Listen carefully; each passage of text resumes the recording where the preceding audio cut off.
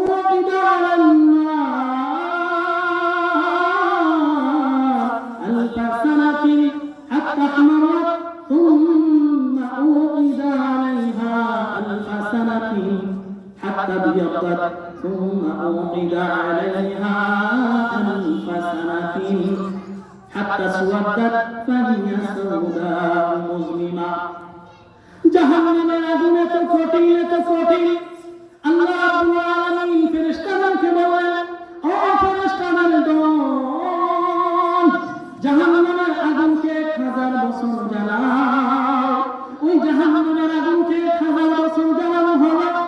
আল্লাহ বললেন, না না, হয় নাই, আর 1000 বছর জ্বালাও। আর 1000 বছর জ্বালানো হলো। ওই আগুন হয়ে গেল দরদরে সাদা। আল্লাহ বললেন, না হয় নাই, আর 1000 বছর জ্বালাও। আর 1000 বছর জ্বালানো হলো।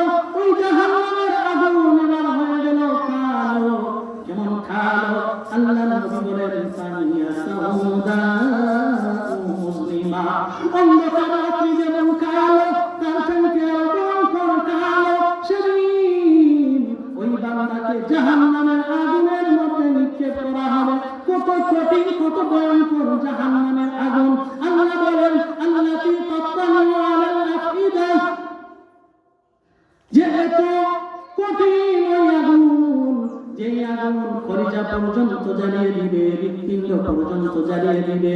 দুনিয়াতে যদি কারো শরীরের মধ্যে আগুন লাগে, যে আগুন তার কলিজায় লাগার পূর্বে তার মৃত্যুবরণ হয়ে যায়, কিন্তু জাহান্নামের আগুন ওই বান্দার হাত জ্বালাবে, ওই বান্দার পা জ্বালাবে, ওই বান্দার নাক জ্বালাবে, ওই বান্দার কান জ্বালাবে, সমস্ত বডি জ্বালাবে, ওই বান্দার হৃৎপিণ্ড পর্যন্ত জ্বালাবে, কিন্তু বান্দার মৃত্যু হবে না, কারণ জাহান্নামের মধ্যে মৃত্যু নাই। আল্লাহ রাব্বুল আলামিন বলেন, দুনিয়াতে যখন তোমাদের শরীরের মধ্যে আগুন লেগে যায়, তখন তোমরা বিল্ডিং এর উপরে থাকলে লাফ দিয়ে দাও। যদি তোমরা এক জায়গায় থাকো, লাফাইয়া অন্য জায়গায় চলে যাও, কিন্তু জাহান্নামের মধ্যে তোমাকে কুটির সাথে বেঁধে দেওয়া হবে। তুমি লাফাইয়া, তুমি দৌড়াইয়া কোথাও যেতে পারবে না। ওই জাহান্নামের আগুনের শাস্তি তোমাকে উপভোগ করতে হবে। আর ওই জাহান্নামে তোমার কোনো মৃত্যু থাকবে না। কেন মৃত্যু থাকবে না? কারণ মৃত্যু হয়ে গেলে তুমি শাস্তি উপভোগ করবে না।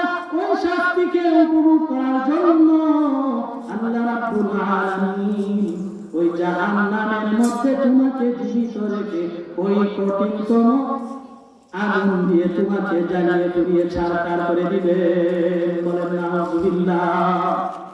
এজন্য পাপ কাজ থেকে বেঁচে থাকতে হবে, আর সৎ কাজ করতে হবে।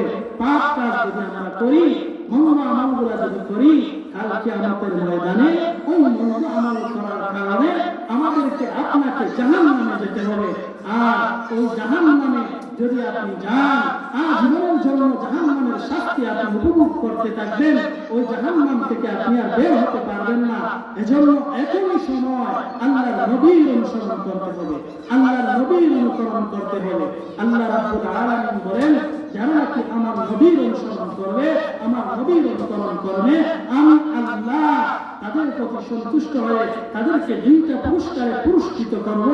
1 নাম্বার পুরস্কার, আমি আল্লাহ তাদেরকে মহব্বত করব। 2 নাম্বার, আমি আল্লাহ তাদেরকে মাফ করে দেব।